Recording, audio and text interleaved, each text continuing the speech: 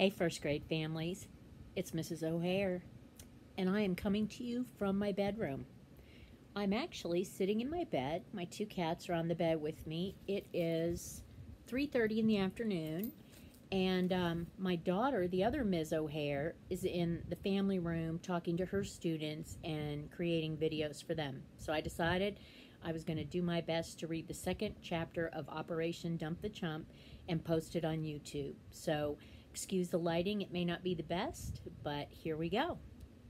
The second chapter is called Step Number 1. We live in one of those neighborhoods that you see on television commercials. You know, the kinds with lots of shady oak trees and big white houses with screened-in porches. I guess it's a nice place to live, but I'm not sure. When you have to live with Robert, no place seems very nice.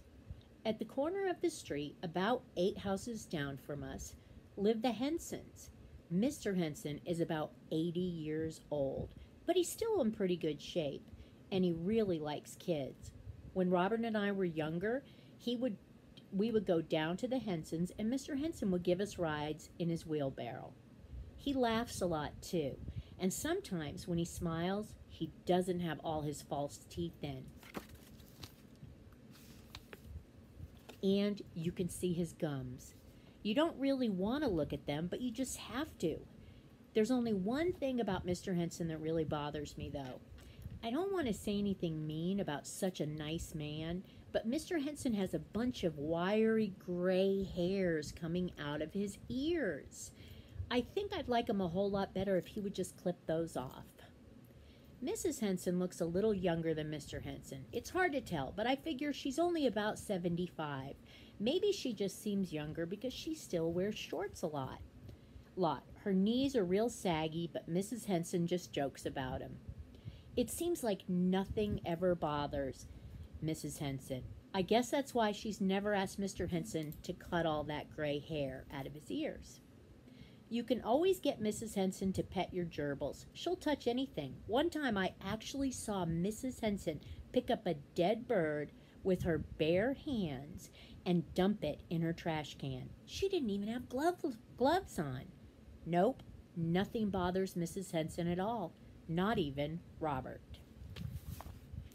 The Hensons were going to play a very big part in Operation Dump the Chump.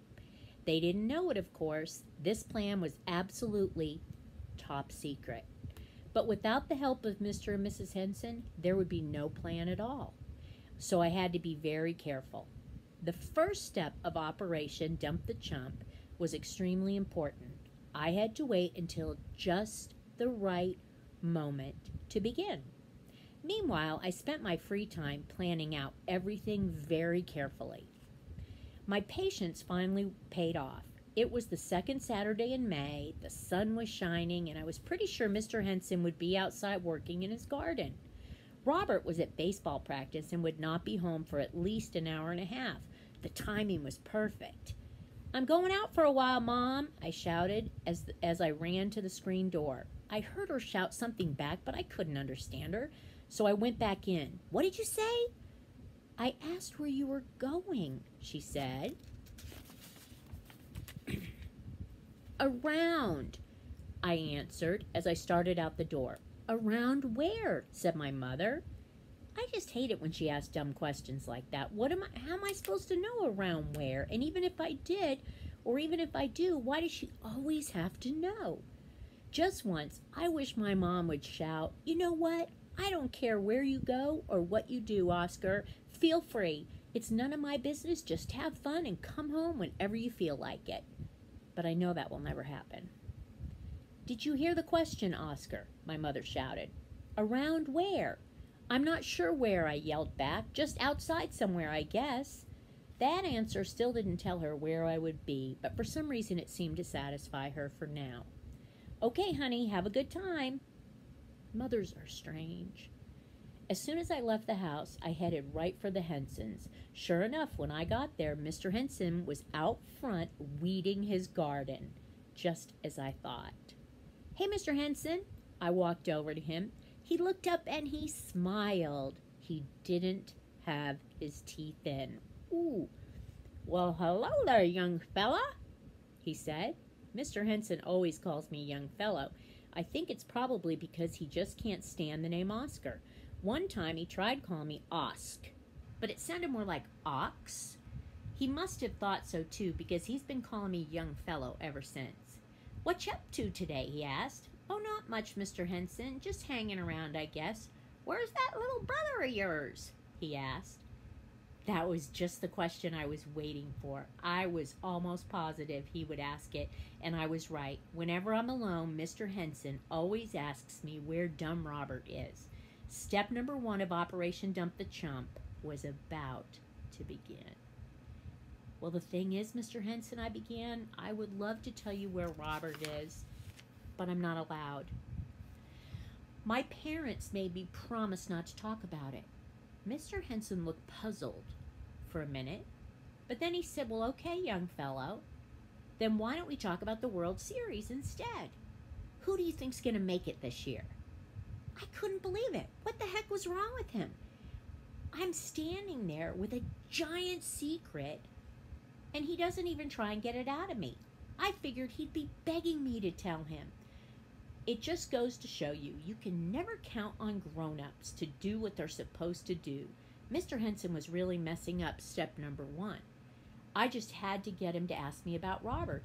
"Gee, Mr. Henson," I said, "I don't really know a lot about the teams this year. It's too bad Robert isn't here. You know, Robert loves baseball." Good old Robert. Yep, he's not here. Poor old, good old Robert. Well, you're not going to believe this, but do you know what Mr. Henson said then? He said, "Oh, well, I guess it's too early to talk about the World Series anyway." I just couldn't stand it. "Mr. Henson," I blurted out, "don't you even care about my poor brother Robert? What is wrong with you anyway? Robert has always liked you, Mr. Henson, and I've always liked you. And now, when poor Robert is in trouble, you act like you don't even care. Boy, Mr. Henson, am I ever disappointed in you." I didn't mean to say all that stuff, honest. It's just that when I had a plan and it starts going wrong, I get upset. And when I get upset, I say stuff I don't mean to say. Mr. Henson looked upset too. "Whoa, whoa, whoa, hold on there, little fella. Just simmer down and tell old Mr. Henson what's going on here. Has something happened to Robert? Something you think I should know about?" And now that was more like it. "Well, okay, Mr. Henson," I said finally, "if you're going to keep bugging me, I'm going to have to tell you my secret." This is what I had planned to do the whole time, if everything had gone right, so I decided to say it anyway. "See, the thing is, Mr. Henson, last night my father came home from work with the worst possible news." "What kind of news?" Mr. Henson said. "The worst," I said sadly. "My father lost his job yesterday." "Oh, no," said Mr. Henson. "What happened?" "Well," I explained, "my dad's boss told him that he had been clowning around too much at work, and since he's making everybody laugh, no one could get their work done. So his boss fired him." Just like that, Mr. Henson. Bam! Fired my father. Mr. Henson walked over to his front porch and sat down on the steps, and now he really looked upset. "Oh, dear," he said finally. "This whole thing is just terrible. It really is." And then he paused a minute and looked up. "But I'm afraid I still don't understand what this has to do with little Robert." "I was just getting to that part," I replied. "You see, my father finished telling us the bad news. After my father finished telling us the bad news, he went up to his room to cry his eyes out or something. And after he was gone, my mother told Robert and me that she didn't think we were going to have enough money to feed all 4 of us for a while." "Oh, my goodness," said Mr. Henson. "Yeah, oh my goodness is right," I said. "I knew what my mom was hinting at, Mr. Henson. She wanted to ask one of us to move out, but she didn't have the heart to say it. So I did her a favor." "What do you mean, young fella?" he said. "What kind of favor?" "I volunteered to find another place to live for a while," I said proudly, "but unfortunately my mother said no." "Why did she say no?" he asked. "I thought you said that's what she wanted." "She did, Mr. Henson," I answered, "but the trouble is, I hardly eat anything. See how skinny my wrists are? I held my wrists out so he could look.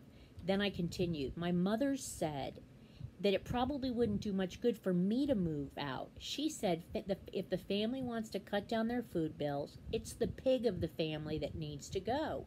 And in our family, Mr. Henson, Robert is the piggo. Besides, I think they'd want to rent out his room or something. Room or something. Mr. Henson didn't answer. He stood up and began walking around. The whole time he was walking, he kept shaking his head and mumbling to himself. Boy, he was taking this pretty hard. I got up and I walked over to his garden.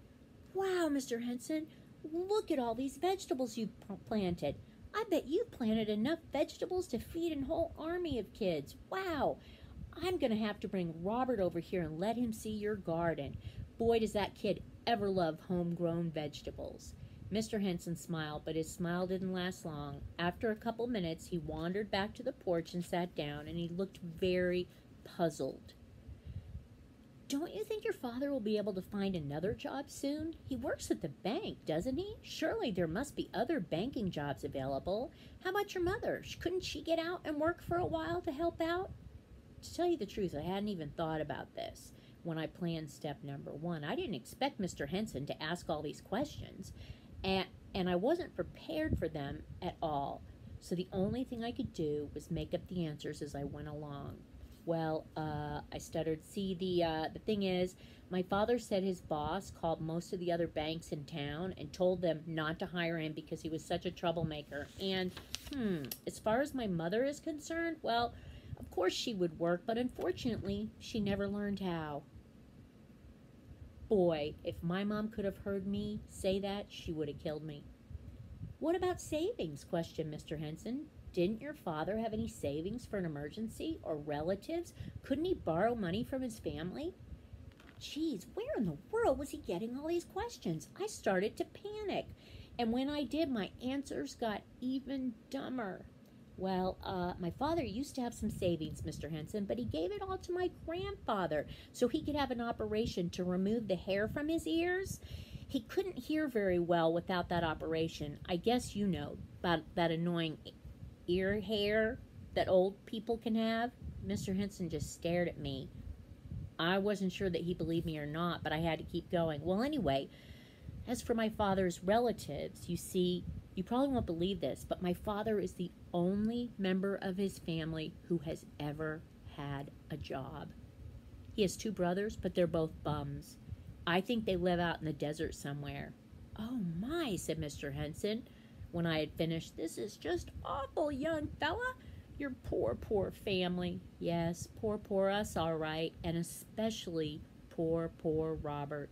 He's so young to be going off on his own. I sure hope my parents find him a good home. It's too bad we don't know anybody who would like to have a wonderful little kid like Robert live with them for a while. I waited for a minute to see if Mr. Henson had any more questions, but he didn't. So I turned and I started to walk home. Thanks for listening, Mr. Henson, I said as I walked away. I better be getting home. My poor mother's probably wondering where I am. She's going to need me to help out more now that Robert's going to be going away. I took a few steps towards my house and then stopped. Poor little Robert, I said out loud. Loud enough for Mr. Henson to hear. What a brave little soldier he is. Oh, by the way, Mr. Henson, I added, looking up, please don't tell anyone about this, especially not Robert. It makes all of us very, very sad to think about it. And I know you won't want to do anything to make it worse. Besides, Mr. Henson, my parents would kill me if they knew I had told you all our problems. Don't worry about me, young fella, said Mr. Henson. I won't say a word. And then he turned and went inside his house. I headed for home. The first step of Operation Dump the Chump was complete. And if you ask me, it had gone very, very well. Sorry it took me so long to post the second chapter. I hope I'm able to post this on my YouTube channel. If not, I'll post it to Blooms. I love you, and I miss you. Keep reading. Bye.